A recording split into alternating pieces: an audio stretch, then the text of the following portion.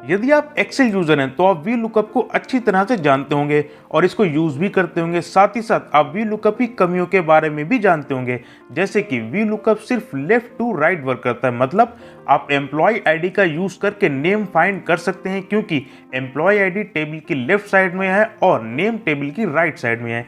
लेकिन हम नेम का यूज करके एम्प्लॉय आईडी फाइंड नहीं कर सकते, क्योंकि V lookup right to left work नहीं करता है।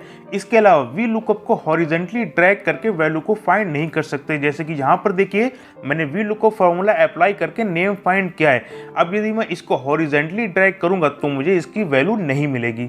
इन दोनों कमियों का समाधान करने के लिए आज हम डी गेट फॉर्मूला यूज करने का तरीका सीखेंगे।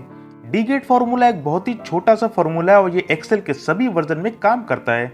आगे बढ़ने से पहले यदि आपने अभी तक चैनल को सब्सक्राइब नहीं किया तो कृपया चैनल को सब्सक्राइब कर लीजिए, क्योंकि ऐसे ही वीडियो मैं इस चैनल पर लाता रहता हूं। और साथ ही साथ बेल आइकन को भी प्रेस कर दीजिएगा, जिससे मेरे आने वाले वीडियो के नोटिफिकेशन आपको समय पर मिल सके। तो चलिए सीखते हैं।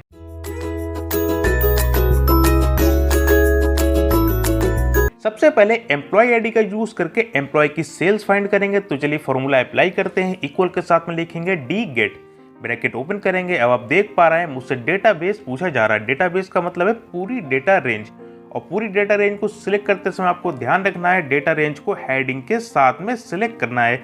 जैसे कि यहाँ पर आप देख पा रहे हैं मैंने हेडिंग के साथ में पूरी डेटा रेंज को सिलेक्ट कर लिया। यदि आप हेडिंग सिलेक्ट नहीं करेंगे तो ये फॉर्मूला काम नहीं करेगा।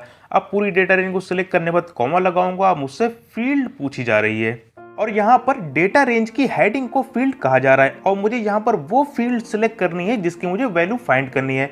अब हम जानते हैं कि मुझे सेल्स की वैल्यू फाइंड करनी है, तो मैं यहाँ पर सेल्स वाली हेडिंग पर क्लिक कर दूंगा।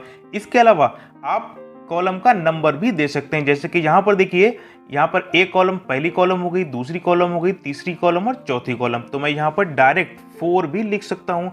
इसके अलावा आप यहाँ पर एक और तरीके से फील्ड दे सकते हैं। आप इन्वर्टेड कॉमा के अंदर हेडिंग का नेम लिख सकते हैं। यहाँ पर हेडिंग है सेल्स, तो मैंने इन्वर्टेड कॉमा लगाया और लिखा सेल्स, फिर से इन्वर्टेड कॉमा लगा दिया, अब कॉमा लगा दिया। मतलब कि हम 3 तरीके से फील्ड दे सकते हैं। फील्ड देने के बाद कॉमा लगा देना है, कॉमा लगाने के बाद अब मुझसे क्राइटेरिया पूछा जा रहा है। क्राइटेरिया सिलेक्ट करते समय आपको ध्यान देना है कि आपको यहाँ पर इस तरीके से सिंगल सेल को सिलेक्ट नहीं करना है, बल्कि आपको हेडिंग के साथ में सेल को सिलेक्ट कर लेना है। और यहाँ पर ध्यान रखिएगा मेन डेटा रेंज में जो हेडिंग है वही हेडिंग यहाँ पर भी होनी चाहिए। यदि स्पेलिंग में मिस्टेक है तो भी ये फॉर्मूला काम नहीं करेगा।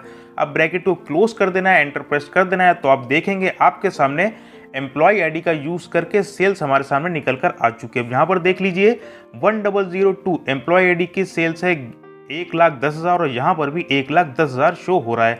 अब यदि आप यहाँ पर एम्प्लॉय आईडी चेंज करेंगे तो यहाँ पर सेल्स भी ऑटोमेटिक चेंज हो जाएगी। यहाँ पर देखिए मैंने 1001 लिख दिया, तो यहाँ पर भी सेल्स 1001 की 1,00,000, तो यहाँ पर 1,00,000 लिखकर आ चुका है।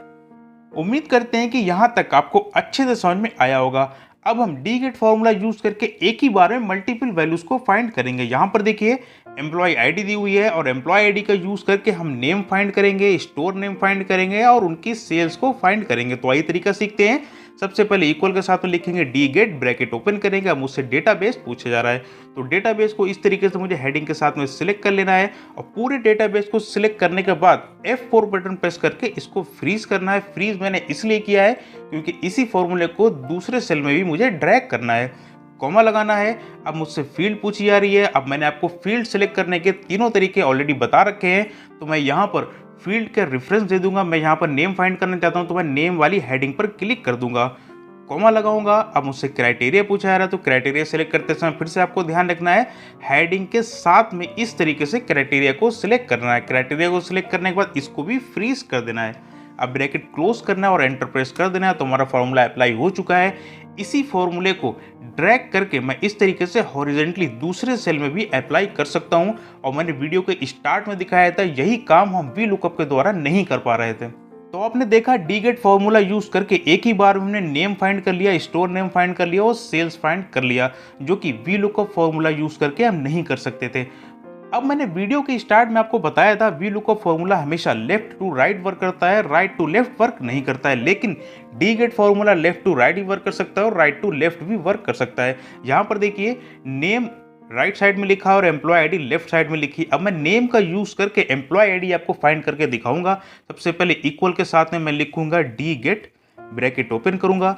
अब मुझसे डेटाबेस पूछा रहा है तो पूरी हेडिंग के साथ में मुझे इस तरीके से डेटाबेस को सिलेक्ट कर लेना है, कॉमा लगाना है। मुझसे फील्ड पूछी जा रही है तो फील्ड के लिए मैं यहाँ पर एम्प्लॉय आईडी वाले सेल पर यहाँ पर हेडिंग पर क्लिक कर दूंगा, कॉमा लगाऊंगा। अब मुझसे क्राइटेरिया पूछा जा रहा है तो क्राइटेरिया के लिए मैं यहाँ पर हेडिंग के साथ में क्राइटेरिया सेलेक्ट कर लूंगा, ब्रैकेट क्लोज करके एंटर प्रेस कर दूंगा। तो आप देख पा रहे हैं कि हमने नेम का यूज करके एम्प्लॉय आईडी भी फाइंड कर ली।